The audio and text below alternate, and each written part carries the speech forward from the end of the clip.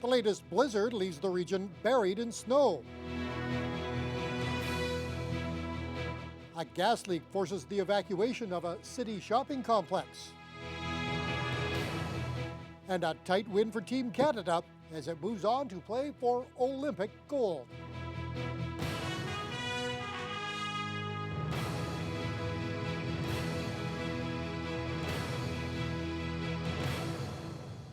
Good evening and thank you for joining us. Thunder Bay and area is digging out once again after an Alberta Clipper and a Texas low joined forces and covered the region with more snow.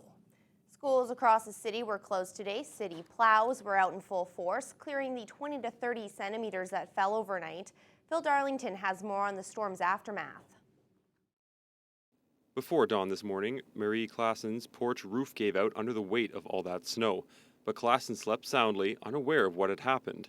It was early morning and I decided to just run down and let the dog out. It was kind of the regular time to let him out. And I opened my front door and there was a wall in front of me. And I really thought for a moment, am I dreaming or is this something's gone? I can't let the dog out. I can't get out of here. Luckily, no one was hurt, but Klassen suspects that the porch is also damaged. Meanwhile, officials at Union Gas are advising homeowners to keep their natural gas appliance vents clear of snow and ice. They say with the recent heavy snowfall, any type of obstruction to the vents can be a safety hazard. City police were also issuing warnings to drivers to slow down or stay off the roads altogether. And it appears the message was heard loud and clear as the accident reporting center was unusually quiet. Things were also quiet at city facilities as many of them, including the Canada Games complex, were closed due to the snowstorm. Schools across the city were also closed for the day due to concerns about buses on snowy streets, along with staff being able to get to the schools this morning. But as it turned out, city snowplows had most of the major streets cleared by the time the sun came up.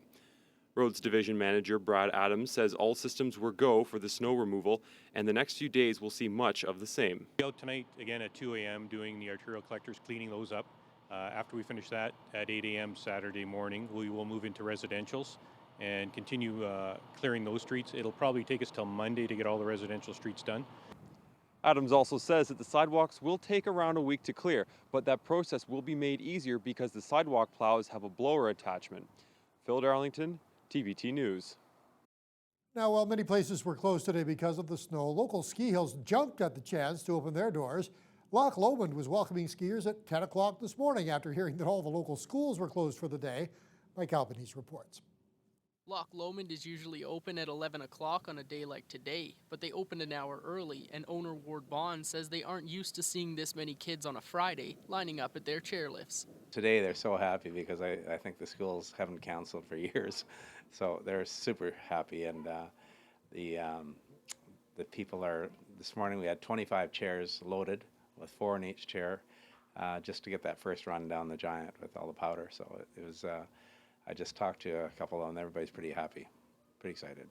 With all the fresh, untouched powder, the kids were racing up the hill just to race down. According to Loch Lomond staff, not only did the snow get these kids out of school, it also got them a great run down the hills. This is great for the mountain. It's good for the mountains, good for the riders. It's very heavy. You basically ski on it. It's more similar to surfing, I would imagine, than anything else. So it's very, very nice powder. You can ski on top of it and cruise down the hill.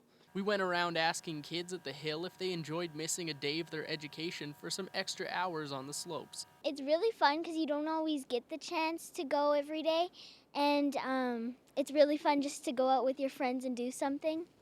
Fun.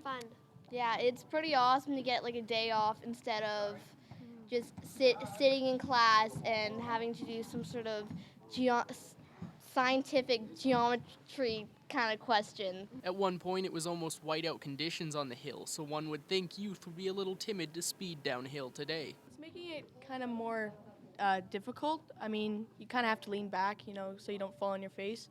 But it's also kind of nerve-wracking at the same time. Like, you have snow blowing in your face, and the conditions are different, and it's a lot slower and foggier. But, I mean, if you're advanced enough, then, yeah, I mean, it's lots of fun.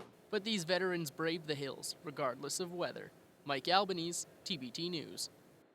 The Victoriaville Civic Center Mall and surrounding businesses were evacuated earlier today. The area was shut down due to a suspected gas leak in the building. City Police, Fire, and Union Gas were on scene at the mall around 11 o'clock this morning. The emergency operations concluded just before 2 o'clock, and Union Gas officials say they found no sign of a leak. Thunder Bay Fire Rescue gave the green light to allow people back in the building, but the city decided to keep the civic offices at Victoriaville closed for the remainder of the day, in part because of the weather. A suspicious ad on Kijiji has led to the arrest of a Thunder Bay man. That ad appeared on Tuesday from a man claiming to be a photographer looking for young male models between the ages of 6 and 13. Police began communicating with the man, and that ultimately led to the arrest yesterday of 27-year-old Matthew William Lovering. Lovering's been charged with a number of child sex-related counts. He's been remanded in custody until his next court appearance at the end of the month. Veterans in Thunder Bay continue to seek help after their Veteran Affairs office closed last month, along with 8 others across the country. The NDP critic for Veterans Affairs was in the city today to hear from local veterans and take those concerns back to Ottawa. MP Peter Stouffer hosted a town hall meeting at the Polish Legion on Simpson Street. He says for veterans, the offices act as a sort of family doctor. The staff know the veterans on a more personal level and are better able to address concerns and get the correct help for the veterans in a timely manner. Stouffer says in addition to figuring out what to do in the long term with the offices closing, they also need to figure out how to help veterans in the interim. Here to listen to them and here to take their recommendations and also to give them, because I've been the critic now for almost 17 years. I've had 10 Veterans Affairs ministers from 2 different parties. I have a feeling of what's going on in that department and be able to advise them what we can do collectively. The government's not going to reopen these offices, we know that. But then how can we give them the help that they need in a very timely manner? And that's all they're asking for. Stouffer is making his way across the country and has asked for reviews to be submitted about experiences with the Department of Veterans Affairs. He says so far the response have weighed more heavily on the negative side. The head of the Ontario Prospectors Association says 2013 will go down as one of the worst years for exploration he's ever seen. At one time, this province was number one jurisdiction in the country, but it's now fallen to the middle of the pack. As Dennis Ward reports, however, the Minister of Mines remains upbeat. Just purely slow out there. There's a lot of people looking for work. Ontario Prospectors Association Executive Director Gary Clark says he's never seen anything like it. Just a few years ago, total exploration and development in the province hit $1 billion, $450 million of that in exploration alone. Clark says that number dropped in half last year. And you can see it, like you go around and talk to some of the diamond drilling companies that run out of Thunder Bay, or even the ones that work around northwestern Ontario, and they're down to running 1 machine instead of 6 drills and things like that. And you can just take that and multiply it in to how many people you don't have working. And it hurts. But Mining Minister Michael Gravel feels Ontario continues to remain the top jurisdiction in the country for exploration, although a recent survey of the mining sector now puts us in the middle of the pack. While he acknowledges there are some challenges with commodity prices, Gravel feels Ontario remains very attractive. The facts are that indeed mineral exploration continues to be extremely solid here in the province of Ontario. We continue to have a significant amount of exploration dollars being spent, and we are seeing new mines opening up in the province of Ontario. Uncertainty with First Nation consultation and disputed land claims are a growing concern for some in the industry, but there is no doubt commodity prices have money for exploration drying up globally. Clark says that has a trickle-down effect on mines opening too. Of the 13 mines touted to fire up in the region in the coming years, he feels only 4 will go ahead. And that's just normal. You take out the ones that were marginal to begin with. That'll probably go sometime in the future when the prices get high enough. But they're going to sit in the bank basically, and are there ready to go forward if and when the commodity prices get up. Dennis Ward, TBT News. The president of the Canadian Federation of Independent Business was in Thunder Bay this week, talking about issues which affect small businesses. Dan Kelly spent the morning at Sign Design on Herald Crescent. Kelly says one of the big issues currently on the table at Queen's Park is creating a new Ontario pension plan. This would require every Ontario business to start to contribute to new payroll taxes. Kelly says if this does happen, it will be bad news for small businesses. If Ontario goes ahead and creates its own provincial pension plan and forces businesses to pay additional new taxes, and then other provinces, if they don't, in Manitoba and in Quebec and the West as on the whole, it could set Ontario businesses at a huge competitive disadvantage relative to their competitors elsewhere in Canada. Anytime you operate a business and anytime you had added expenses in a tough economic time, you got to really look at what's going to happen. And that, in some instances, can actually have companies roll back in terms of staffing. Dorr says the main thing he would like to see from the federal government is regulations on the credit card companies in terms of processing fees. Every time someone uses their credit card for payment, he says it's costing that business around 2 to 3% of the purchase being made. And he says some small businesses just can't afford not to accept that type of payment. Thunder Bay Regional Health Sciences Centre will be turning 10 years old this weekend, but the official birthday celebration won't be held until next month. The hospital was built at a cost of nearly $300 million and took 4 years to complete. It opened its doors to patients on February 23rd of 2004.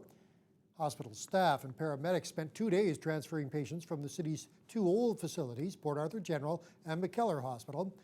Now, since it's opened, that hospital has won numerous awards, both for its architecture and its patient care. But it's also been plagued by capacity issues and has been in a gridlock situation now for several months. A 10th birthday celebration has been scheduled for March 14th. The entire nation is celebrating the latest Olympic hockey win. Canada narrowly edged the United States in today's highly anticipated semifinal game. Ryan Benazzo stopped by a local sports bar this afternoon where dozens of fans gathered to cheer on their Canadian hockey heroes. Cheers rang out across the nation this afternoon, immediately following Canada's win over the U.S. Through the game itself, though, clearly some anxious moments. As you'd expect with a 1-0 nail-biter. We were a bit nervous because Castle, he's a strong player, he's fast, agile, so we were afraid of a bit, but we knew that we could come through and win. That, of course, is exactly what they did, prompting this spontaneous display of Canadian pride.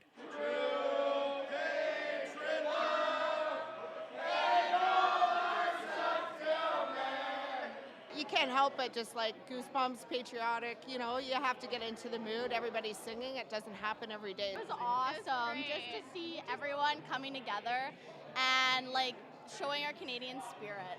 And that's what we want to see. So just great. You should want to wake up every day singing that. The important question, of course, is will they be singing on Sunday morning after the gold medal game against Sweden? These fans believe they will be. Oh, Canada's definitely winning. Canada's taking it for sure. We won a win. We won the gold medal. They're going to win. That's what I think. Now, unfortunately, Sunday's 7 a.m. start time for that gold medal game between Canada and Sweden.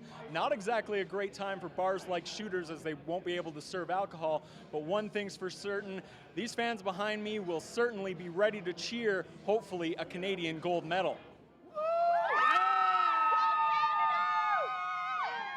See what I mean? Ryan Benazzo, TBT News.